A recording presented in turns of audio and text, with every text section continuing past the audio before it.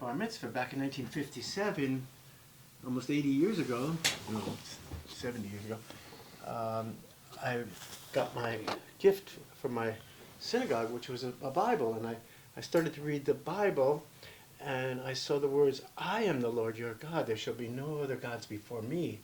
And I interpreted that as, I am the Lord, my God, there should be no other before me, right? Because literally a 13-year-old would think that way, and that's exactly the way I thought, right? And I never put God outside of myself. I always felt... Should I move? No. I'm sorry. You know, I always felt that it was part of me to be, you know, God in a body. It's inspiration. And I was always appalled at how others would act. All my school friends, almost all of them, were prejudiced in some way. And I couldn't imagine, right there was just after World War II, where we had horrific fighting amongst each other, the Japanese, the China, the German people, the Jewish people, the Catholic people, all head and head, and calling each other names in school. It was ridiculous. Here, we finished that war. Let's live together now, right? But all of those things came out to my inspiration to come forth and be a model of being true to ourselves and taking back our power as I call it Conduits of Spirit, right? So in our little discussion, which was such a privilege to be with you and Saul and the three of us, in our little triangle, we explored that morning over coffee the ideas of how to portray that, how to bring that out now when the world is at such a crisis. Instead of giving away our power to, you know, governments and corporations and everybody, let's take back our power and say, oh, yes, the biggest cause of global warming is the food production in the world? I didn't realize that. What do you mean?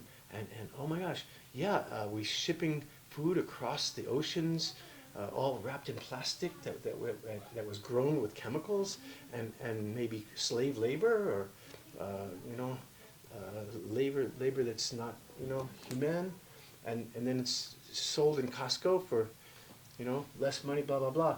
So I thought, well, yeah, we got to take back our power here, and that's when we had this little discussion about what is the Hebrew interpretation of those passages, and you so brilliantly educated us about the actual meaning of the letters of the words, and how each letter has a numerical value and has a variation of meanings. So that if you could reiterate that for us now that we have a camera and a way to record it, we'd appreciate it. Well, honestly, I don't remember what I had for breakfast this morning, I'm but the I same will way. tell you what I feel. Yes. And when you just relayed this story, that you realized when you were 13, Yes. that when it says, Anochi Hashem Elokecha, I am the Lord your God. Yes. Oh, yeah, now it's coming back. What makes me think of something, when it says Anochi or Ani, in Hebrew, and the Hebrew is very important to understand what the theology or the philosophy of Judaism is. The relationship between humanity and the divine and the transcendent is not on a vertical plane. There's no hierarchy. There's God above, human here, hell there. There's not the binary, holy and profane, good and bad. There's a dialectic. Yeah. It's more, if you to draw it, would be circular. Mm. And not only is it more circular, it's actually horizontal. Mm. So it's a very radical thought, because you can't control people, whether it's the church or the caliphates or the Marxists or the government. You can't control people unless there's a hierarchy. Yes. And or a mob has a hierarchy. Mob rule has a hierarchy. There's those in the power and those without the power. Right. And with the Jewish rabbis, what the rabbis tried to introduce in the midst of the fires of Europe and the fires of the Maghreb in northern Africa for 2,000 years is, no, The relationship with the divine is horizontal. We are all in a symbiotic, equal, co-equal relationship with God. So there isn't a God in the heaven. This is a very Christian and Islamic idea. Judaism doesn't have an idea of God in heaven. Even if you imagine God, you have an image, God. And you have an image, God, in the heavens. This is considered idol worship. Even the name God is an idol worship. By the way, the name God, G-O-D, was the pagan Viking lead deity. So as the Vikings basically took over most of Northern Europe and parts of Europe, the ancient Celts, the church they were no dummies. They said, we're going to not try and change everything. We're going to take God, G-O-D, the Norse God, and we're going to take him and make him Christian. That's what they did. So that's where the name G-O-D comes from. In Hebrew, we have the word Yud-He, Vav-He. Yud-He, Vav-He, which you would say Jehovah or Yahweh. The problem is, in Hebrew, it doesn't say that because it's all consonants, no vowels. So if you have a word without vowels, my name is Tom, T-O-M. Take away the vowel. What do you call me? It's impossible. You can't call. Not only can't you pronounce anything or say it, you can't even imagine it. And if you can't imagine it, it means it's open for interpretation. So in Hebrew, you have the words are Yud, He, Vav, He, which literally sounds like this. Yeva. Because there's no vowels. Yeva. So how do you get from Yeva to Jehovah or to Yahweh? Because again, unless you can reduce the ethereal, the transcendent into something concrete so that you can control it, give God a name. My name is God. Pharaoh, Marx, Pol Pot, right? Yeah. The Pope, the Imam, whoever. Unless you can give it a rabbi, you give it a name. You can't control it, so you get Yahweh, which sounds like a breath. The word in Hebrew for breath is neshama, or linshom is to breathe. Neshama. Beautiful word. Neshama. Neshama. Yes. The word for soul is neshama. Same word. So breath and soul. And when you think of soul, don't think of like souls like the angels floating above in the heaven. This idea is too concrete. A soul is an energy. Even that's too concrete. A soul is a potential. We all have the potential. Yes, beautiful. We live in potential, never fully actualizing. Yes. So rather than say God, we say in Jewish tradition. Now if it's breath and soul, you discovered at 13, yes, we're all that breath. Yes. We're all that soul. It's all that soul. And we're all seeking it. Yes. And we're all alone seeking to find it, kind of like a chrysalid moment, to connect. Because it's a lonely, we're born alone, we die alone. It's a lonely existence. Yes. And so we're seeking. So it's an existential crisis we've had for all of human existence for how many hundreds of millions of hundreds of thousands of years, 300,000 years. And so we're seeking. But here's the catch, another thingy which really messes with the narrative. Because not only are we seeking to connect and seeking our souls and to self-actualize and to connect with something beyond just the physical, just you live, you eat, you breathe, and then you die. It's got to be something more. God, the God of the Bible, is seeking as well. The God of the Bible is alone. You look in the biblical text in the Hebrew, God is crying out for humanity. Come into the play box and play with me. Or the sandbox and play with me. I'm alone. And human beings saying, I'm alone. Hey, you're alone. I'm alone. Let's get together. Nice. And when we get together, what are we doing? God of the Bible created this, or the Bible created an imperfect, failed world on purpose. Now, if God's omnipotent and all powerful, all everything, which is a problematic theology, then why would the world be imperfect? Why do we need a Christ to come back and save us if the world is God? God created it. Why would God create human beings with human failings? If this is God. God created a world and worlds, Mhm. multiple, endless worlds, Yes. that are imperfect to be in relationship. Because if everything's perfect, there's no relationship. Exactly. So if we're all imperfect Mm. and beautifully imperfect, We are all imperfect. Yes. then we come together with God, who is an imperfect God, Mm. intentionally imperfect. Yes. So we can be in relationship with the God. And that thing is, because I'm just floating on this, is we take the word God, maybe get rid of the word God. Mm.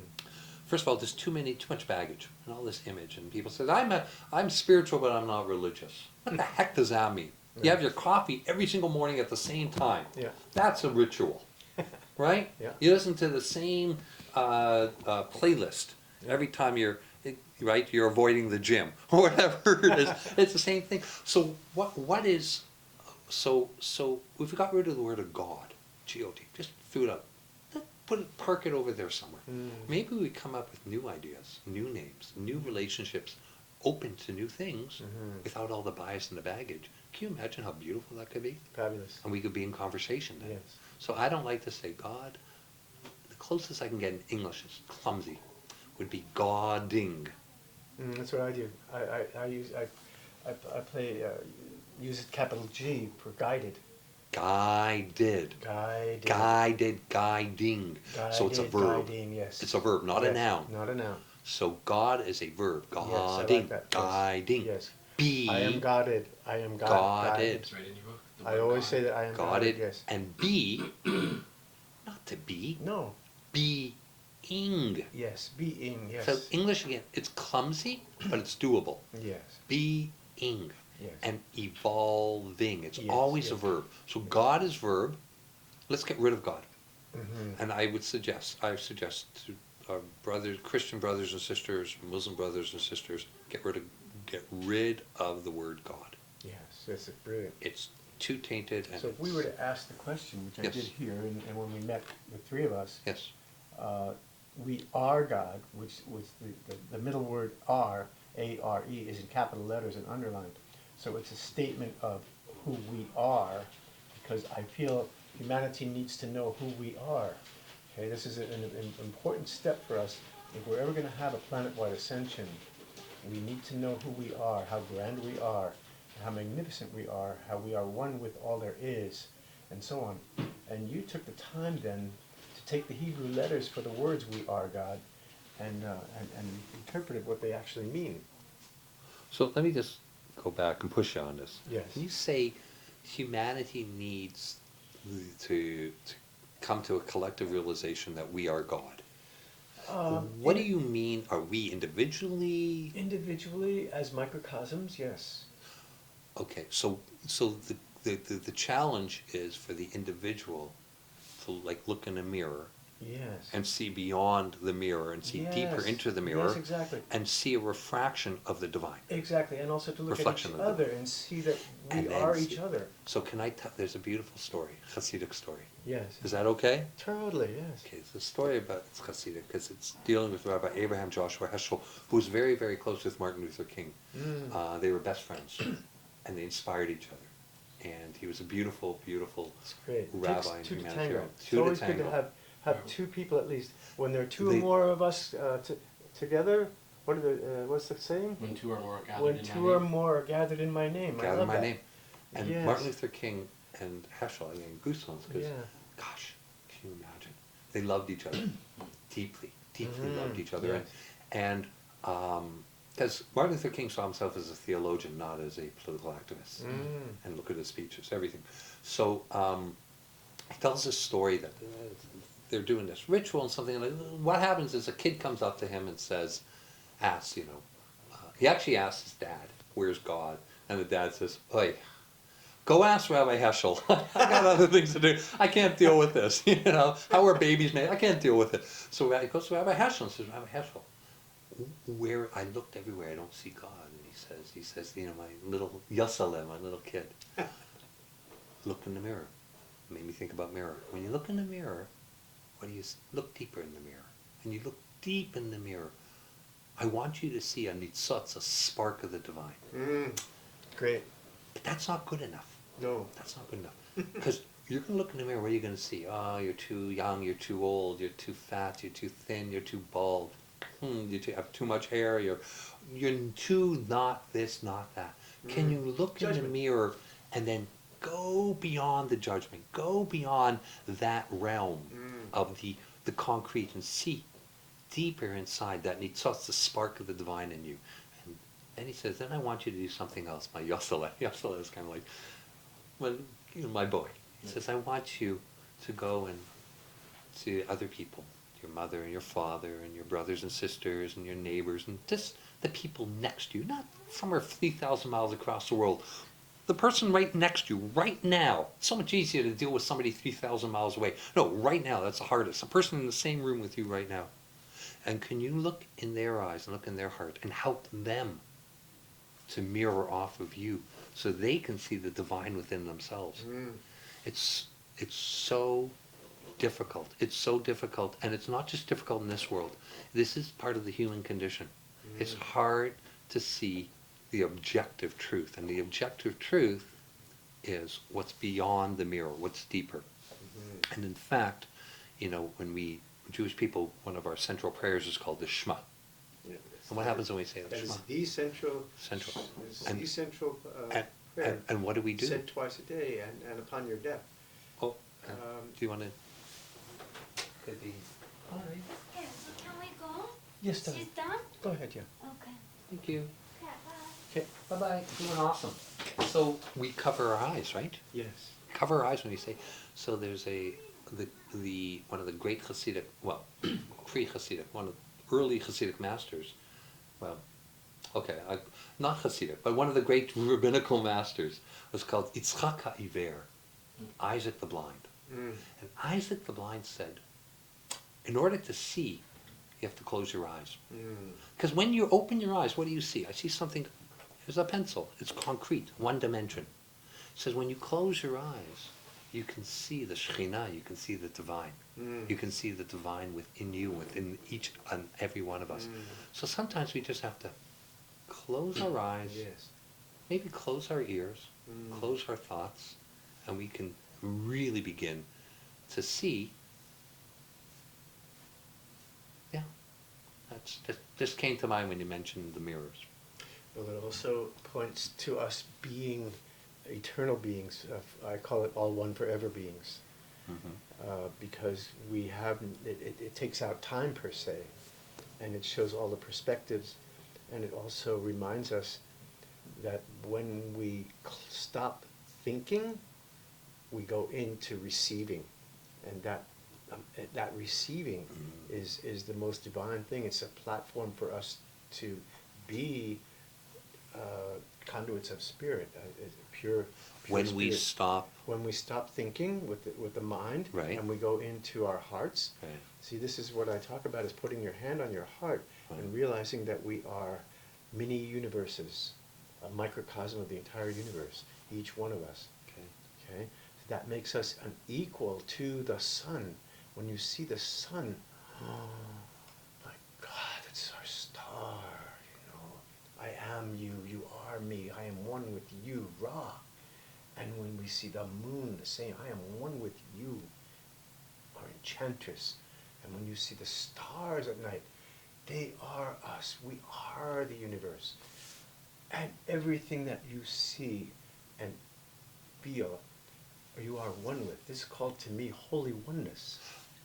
You're excited about this. I am. You love this. I do. I'll tell you what I feel. Yes. Terrified. See, I know that about you. It's petrifying. Because what happens? Not for me. Look what happens. You look at the sun. If you look at the sun directly, what happens? I do every day. You go blind. No. And if you look at God, the eternal, the Son of the creation, the eternal, the essence, not only do you go blind, you die. No. And you explode. As a seasoned sun gazer, Yes. and I've been doing it for more than 30 years. Okay. You have to do it within a half an hour of sun rise or half sunset. Those times are safe to look directly at Ra. spirit, just metaphorically, or just beyond the physical looking at the sun, which I'm not going to do because that means getting up early. Forget about it. But you have to, it ain't going to happen. Oh, didn't you see the beautiful sunset? Oh yeah, I saw it. Sunrise, I saw it. It's gorgeous. It was gorgeous on YouTube. You have, but to see it, it's so, think about it. We're reading this week in the Torah portion that when God revealed God's revelation of the Torah at Sinai. You know the story of God's revelation of the Torah at Sinai. And what do the Israelites do? They're scared out of their mind. They say, Moses, you go before us, pen namut, yet lest we die. What do you mean, lest we die? They were so overwhelmed by this pleasure and this joy and feeling so undeserving. So how do you get over that? You're a different soul. But for the 99% of the rest of us, when you experience something so glorious and so magnificent, you feel like you're going to die. How do you not run away? How do you stay there? Well, first of all, to die is something that is very alluring and very inviting. Death itself is one of the most magnificent experiences you can have. I've had many near-death experiences, and I'm very familiar with them and very at home with them. In death, we come home. We are from places that are heavenly, and we come here for a physical experience in bodies. It's 3-dimension versus 5, 6, 7, 8, 9, 10, 11, 12, 13 dimensions, and even farther. Right. So, when you say fear, there are only 2 emotions in the world, fear and love, right? If we only go from love, Right. it's open door, it's wide open, the heart is out there, it's one with everything there is. Alavai. It's magnificent. Alavai. Yeah, alavai. So may it be. So alavai means so may it be. Yes, sir. Yeah. Indeed. Easier said than done.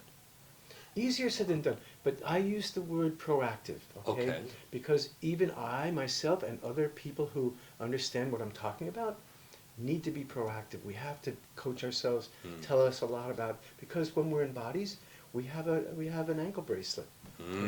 It's a 3D thing. We're stuck with these bodies. We love them, we appreciate them, we realize that they were here for a grand purpose. Yeah. But we're trapped in these bodies, and we have to eat, we have to be warm, we have to be comfortable and all that. We have to provide and have to live by the rules and everything that we have to do, which takes us down in spirit and it draws us down into 3D with our, and so that's a good thing, because then we learn how to put our feet on the ground and be grounded. Right. But the trick is, it's not really a trick, it's the proactive thing, is to be grounded and also wear the hat of the one who's listening and receiving. Because in that feminine state, when we're receivers, that's where everything is. That's our platform for grandness. Receiving. Didn't you say that before? Receiving. Yes. So in Hebrew, the mystical tradition is called Kabbalah. Right? Kabbalah, yes. Kabbalah literally means Yes. receiving. No Active. way. Yes. I gotta shake your hand on that. Lekabel. Kabbalah. Kabbalah Kabbalah. means, so you don't, and when it says revelation at Sinai, no, it's called Kabbalat HaTorah. It's meaning that we actively stood up, proactively, you just use the word Very proactively, important, yes. say, I am present, I am here, Yes. I am fully aware, Yes. taking on my agency, and I am mikubal, I am receiving. So it's out there. And to abbreviate it, just need the 2 words. Yeah. I am. I am. Indeed. I am. 2 of the holiest words there are. Indeed. Anochi, which is the first word in the 10 utterances, aka from the movie 10 Commandments, but it's 10 utterances. Yeah. Anochi, I am. That's all you need. And then it goes, your God. Yes. My God. So before there's there's your. Every single morning, a Jewish person wakes up and says, Modeh ani lefanecha. So rather than Kant's, I think therefore I am, which is really narcissist ego, it's changed everything, really quite destructive. Right. we say, modeh ani, grateful Mm. am I. There is gratitude. Love it. Love it. Receiving. Love it. Before there is I and ego. Mm-hmm. Modeh. Way before. Because Hebrew, it should have said ani modeh. Mm-hmm. Easier. Ani, I, modeh. Grateful, thankful. No. Modeh ani. So it's reversed. Mm-hmm. First there's gratitude and awareness and appreciation. Yes. Another hard thing to achieve. Not really, Really? because you got. Not really. No, because when you have the I am presence, Mm. you are also what you are praying with and for, right? Yeah, Because you're on both sides of it. both sides. Yeah, all sides of it. Yeah. It's all encompassing. When you say you are microcosm, that means you are a part of everything. Yeah. So you feel and know what it's like to be the one who is if the word is supposed to be the divine, but there is no such as the divine. You just said it yourself. Hashem. Is Hashem, which literally means all there is. And right, the Ein Sof, the Ein Sof. no, Yes. literally no nothing. No, nothing. That's right. No hyphen nothing. Yes, and the less we know, the better it is. That's what you know. Yes. And I like what you said, because you're saying, and that now get back to originally, I said, well, what do you mean, us individually? You're saying, and maybe, are you saying, Yes, that the I reason am. why we don't explode is because we don't do it alone. Exactly. So we're not just hanging The out word there. alone is all one. All one. Yeah. Alone, Alone. right? So we're not alone. We're not doing it Never. alone. Ever. So this is very, very, I gotta say, very rabbinic what you're saying. Well, I have a particular thing. I want to go into my own experiences, but I was orphaned right after my bar mitzvah. Right. Okay, and at 13 years old, I've been on my own. I mean, literally on the street working. You know, I worked in a supermarket. I delivered papers. I went out and bought boats and fixed them up and resold them. And I was going to high school at the time. You know, I did everything. I was alone, no parents, nobody. Right? I had my neighbors who would come and feed me. Hey, come sit down. You're The skinny. Italian- Eat, the eat. Italian Yeah, ones, right? Yeah, I love my Italian neighbors. Bless them all. And my African American brothers took me into. I love all the people, you know. Anyways, this is a experience when you're very alone. Is when you have a realization that the whole world is your family. Yeah, the whole world. But that, you could have gone a different path, but you took that path. I took the path, and I love the path because it's a platform to speak to the world, basically, Yeah. from everyone there. Yeah. You know, New York is where I grew up. Was a heaven of people from all over. We were all coming there from everywhere in the world after World War II Yeah. to start a new life as, you know, the American dream, own a home, Right. have a car, and stuff like that.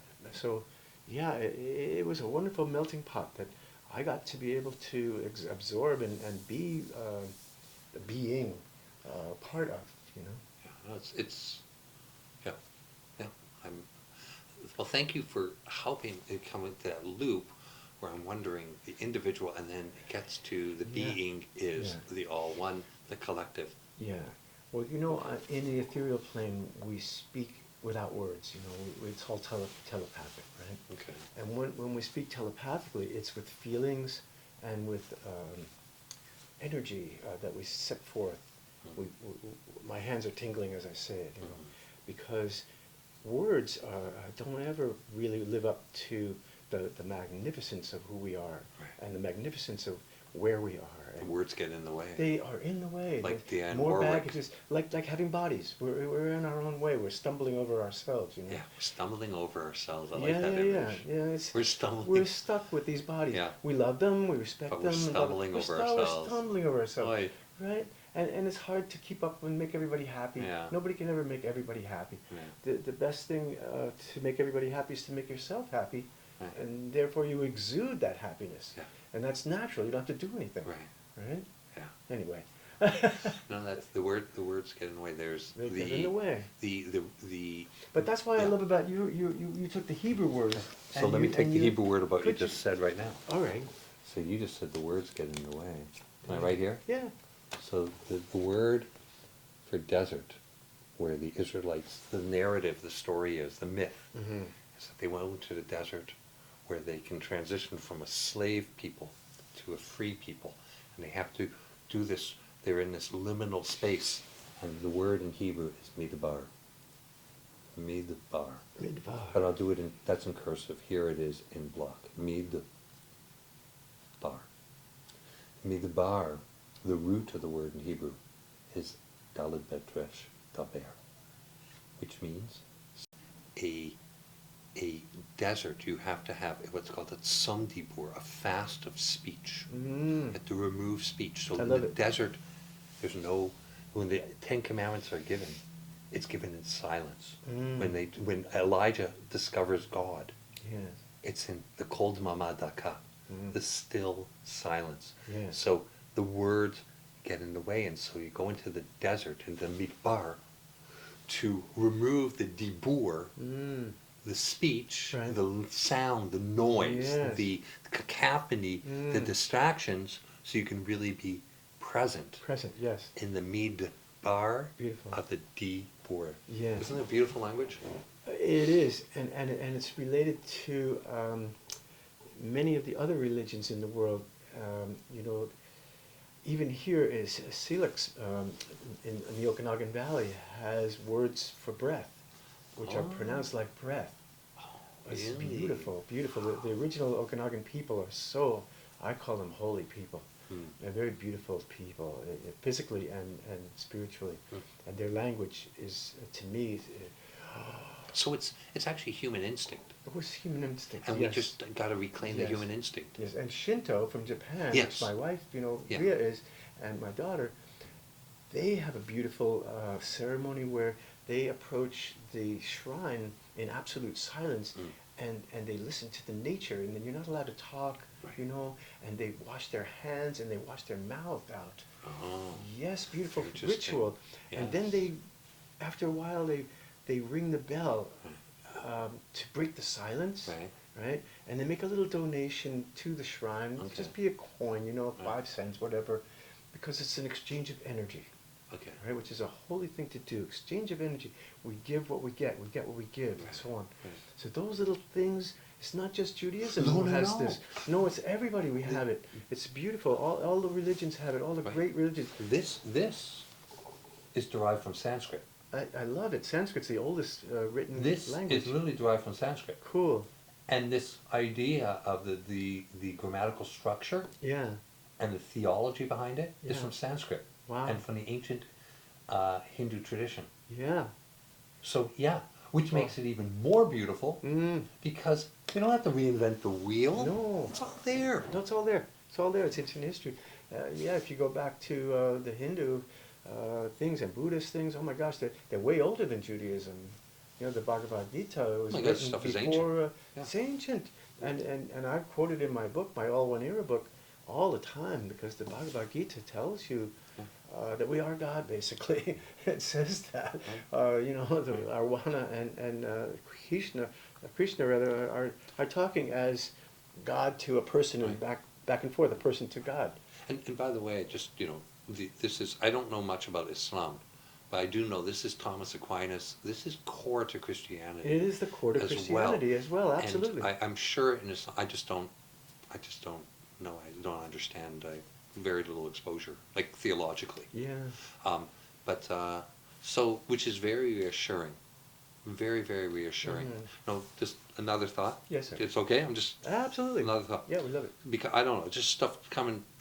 It says, "Asumli mikdash v'shachanti b'tocham." It says in the Torah, in the Bible, "Make me a sanctuary, and I will dwell." It doesn't say within it. You say, "Make me a sanctuary, and I'll dwell in the sanctuary." Asumli mikdash v'shachanti b'toch. Beautiful. B'tocho. Right. But it says b'tocham, and I will dwell in you, plural, in yous. Oh, Make me a that's- sanctuary, yes. and I will dwell in yous. So this is awesome.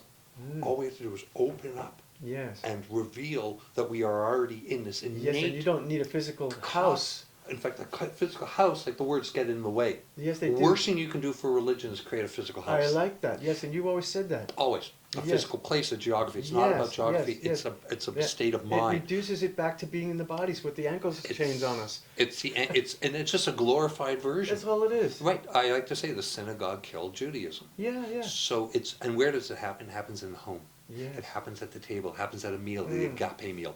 So then you say, this is wonderful. God will dwell. I'll be one with God. So then you get back to my other theme, which is, oh my goodness gracious, that's too overwhelming. I can't handle it. What am I going to do? So then it says right after that, and God says, and I will show you Tavnita Mishkan. It says, I will show you the pattern, how to build it, how to make it, Beautiful. how to pick the colors. Beautiful. I will show you how to do it. In other words, as you're about to freak out and explode and think you're going to die, right? Right. Then the God of the Bible says, hey, I know this is difficult and overwhelming. It's a process, and you got a lot of childhood memories and narratives. I'm there. I'm going to hold your hand. You don't have to do it alone. Cool. You don't have to do it alone. No. It gets back to that same thing. We don't have... Think you're alone? Think you're alone now? No. You don't have to do it alone. No, you don't. Which is so... And one more thing, not only don't you have to do it alone, you don't have to do it perfectly. In No. fact, you're going to mess it up. Which is so freeing. It's so freeing. Not only don't I have to be perfect and be an angel, I don't want to be perfect and be an angel. No. Not only do I just got wandering off alone up in a mountain, a vase, whatever. No. Well, we know we Reach out. learn from mistakes. This is what your friend Beast learns from mistakes. That's right. He's one of the wealthiest guys in the world, and Beast, the guy from YouTube. Yes, thingy? the guy from YouTube. I don't understand. I don't know what he does and what he did. I just know there was some controversy or something.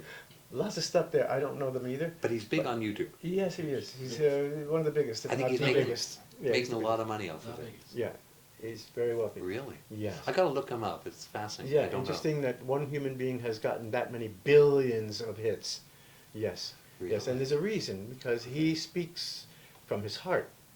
And he realizes that when we make mistakes, we learn. And so he's not afraid to make mistakes. He's not afraid to make No. Joe Rogan's like that It's too. all about fear and love. He's not afraid. Comes down to that every And Peterson as well. time. Yes. How? And you're like that. I am like that. It's just mind blowing. It's mind blowing. You know, I walk around on glass. I'm always so worried. Oh, I can't do this. I can't You do worry that. too much, darling. I worry You too worry much. too much. I want what you're having. You know, some Harry Gotta Met be in the Sally. moment I and know what happy. he's having. So I have the Torah. It's all the wisdom tradition. It's all there. It's really, really hard to make it real and to live it. I don't think so. I think it's easy, and I think we're about to do it. We're going Okay. to have a breakthrough, Okay. and a little session like this today Yeah. is breaking the ice. We should start a podcast, you and I. We got one right here. Okay. We've already got a podcast. Okay, we can go on forever. Well, you know And what? have guests come in and drive them crazy. You know we would. Drive them to sugar. We're good with sugar. It would be. That'd be crazy. Yeah. But no, we don't want to do that. No, not too much. No. Yes, we do. No, just kidding. It's so much fun. Yeah, it's too much fun. We don't want to do that, but when No, do we no, no. start? When do we start? Exactly. This is awesome. Well, this is awesome. Thank you so much for joining us. Chaver. Love you. Chaver means Thanks. friend. Yes, wonderful. Friend. Yes, and if you know what a friend is, that's Amen, already amen. the biggest thing you can know.